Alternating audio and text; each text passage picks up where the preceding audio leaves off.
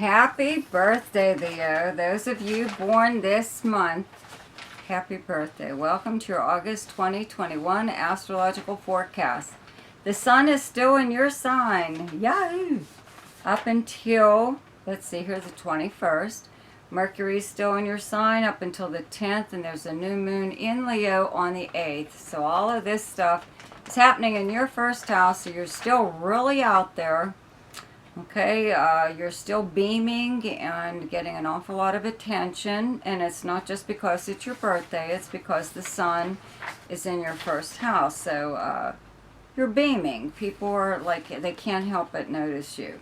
Okay, now this Mercury with the sun here at the same time, a lot of communications going on, and a lot of it is personally important to you. It has something in regards to you, more or less. Just for the fact that the sun is here and Mercury's the big communicator, but the sun is like the me, kind of like the me planet, you know. Not so much as Mars. It's just your personality. So you're in the mood to, I don't know, talk or be listened to, possibly. Maybe that's what's going on, is you want attention. You want people to listen to you when you're talking, right? Who doesn't? Anyways, as far as the new moon goes, this is your personal new moon. Okay, this begins your new year, more or less. That's what a new moon does. Okay, we all get one, just like we all get a full moon. Once a year, hopefully. Actually, Aquarius has their second full moon this month. Okay, on the 22nd, where you have Aquarius in your chart is your 7th house. Aquarius is your opposite sign. Okay, so this is the second full moon. You know, they had one last month, and it's happening again this month. So something seriously is going on here, or something. In your 7th house of close relationships and partnerships, romance, romantic, business, close friend, whatever. Okay, you know, Jupiter and Saturn are both back in Aquarius right now, and they're both in retrograde motion. This full moon here brings about an issue or something. It brings whatever is necessary to the surface where it can be dealt with and discussed and then done away with. So it's a good thing. I think full moons are good things. So if there's any kind of problem that you are having in a close relationship, this would be the time that it would, like, more or less, you know, be hashed out. It's a good thing. Okay, it's time to get something or other off your chest. Now, this 7th house is also the house of open enemies. By this I mean just people, anyone who gets on your nerves. You don't get along. Everybody knows that you don't get along, which is why they're called an open as opposed to a hidden or secret enemy. Everybody knows that you two don't get along. This is also the house of competitors or competition of some kind. So it could be something like that possibly going on. But again, like I said, it comes to a head and is done away with, where you don't have to deal with it again. Okay, so the new moon, though, on the 8th in your first house, whatever it is that you would like to begin, to start, okay, that would be like the best time to do something like that. Doesn't necessarily mean that, you know, you have to do something on this day, but it's just that you may feel like it. You might feel like doing something a little different.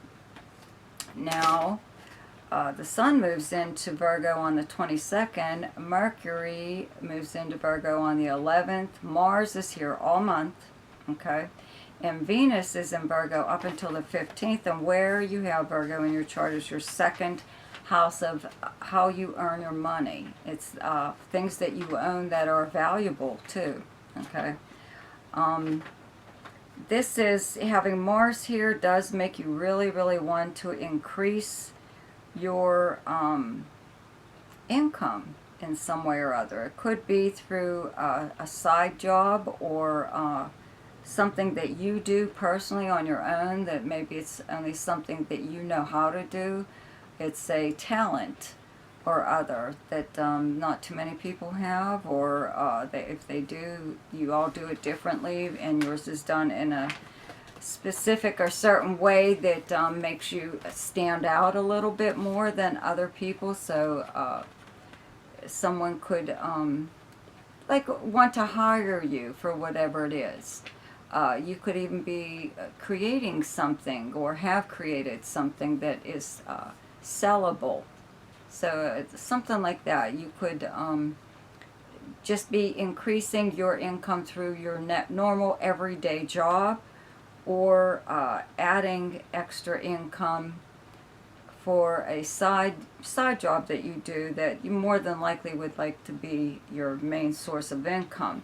Even if you don't work at all, or you're retired, there's still something going on here with finances and an increase.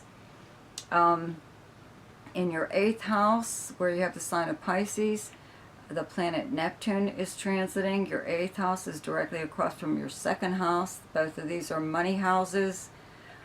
Having Neptune in your 8th house brings about a little bit of deception, possibly, or illusion, or even confusion in regards to finances. Okay, 8th house is shared resources and shared debt. It's money coming to you, though, okay, through means other than earning it, like through a legacy or inheritance, insurance, or legal settlement payout of some kind. This is the bank, okay, this is the IRS, it's taxes, things like that. It's credit cards and bank accounts. Okay, so you might want to check them right now, just to see, make sure everything's on the up and everything's where it should be. Okay, but if you do share property with someone right now, it might be the topic of conversation, or even share possibly a business. Okay, if we're going to get back to that full moon on the 22nd, that might be the thing there that you need to clear up. Okay. Let's see here. Now Venus moves from Virgo into Libra on the 16th, and Mercury leaves Virgo. Mercury's moving very fast. It doesn't even stay in Virgo very long. But it moves into Libra on the 30th, but we'll cover that next month because it's too late in the month for it to really have that much of an impact on you. But having Venus in your 3rd house, where you have the sign of Libra, your 3rd house is your everyday life and places where you would go throughout the normal course of your day.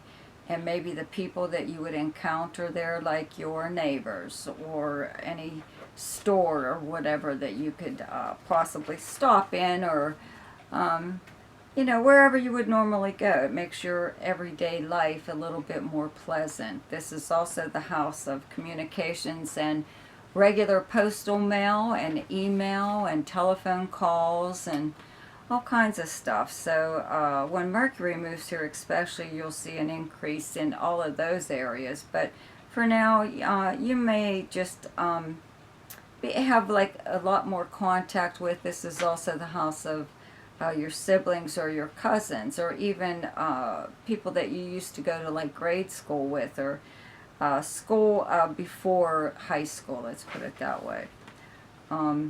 It's pleasant times. Wherever Venus is, it's pleasant times. Okay, and the planet Uranus is turning retrograde on the 19th. All of the outer planets, Jupiter through Pluto, are in retrograde motion right now, except for the planet Uranus. But it will turn retrograde on the 19th, so all of these planets are in retrograde motion, and all that means is wherever they're transiting, that part of your life has slowed down just a little bit. And it does give you the opportunity, though, to reflect or review whatever that house governs. Okay, now turning retrograde in your 10th house of your career and your livelihood, how you're known by reputation, professionally and personally. It's your most public house, okay? It's your public life. And again, your career. So when this planet turns retrograde, it'll take a while to kick in there, but you could hear from a past employer. If you were looking for a position at one time, maybe recently, you could even hear from a job that you inquired about. You could also hear something about yourself.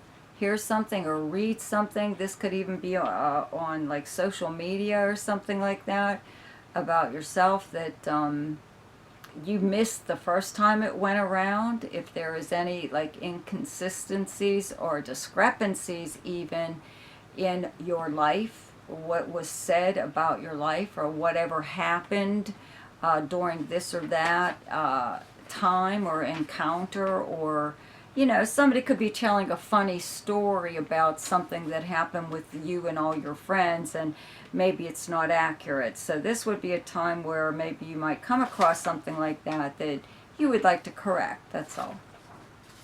So the best time to do something each month is when the moon is in your own sign, and the moon is in Leo on the 7th, 8th, and 9th. And the best time to lay low is when the moon is in your opposite sign, and your opposite sign is Aquarius. And those days are the 20th, 21st, and 22nd. The best time for romance, recreation, creativity, fun, any kind of gambling or speculation, and anything to do with children is the 2nd, 3rd, 4th, 16th, 17th, 29th, 30th, and 31st. The best time for money is the 9th, 10th, 11th, 22nd, 23rd, and 24th. The best time for your career is the 1st, 27th, 28th, and 29th. And the best time for communication and travel is the 11th, 12th, 13th, 24th, 25th, and 26th. So, I hope you enjoyed your astrological forecast for August. Be sure to check out my weekly forecast. Subscribe to my channel. Check out Ask Me a Question. Excuse me. It's in the description box below this video, and there's also a link there to my website if you would like to have your personal chart done. And have a happy birthday. Goodbye.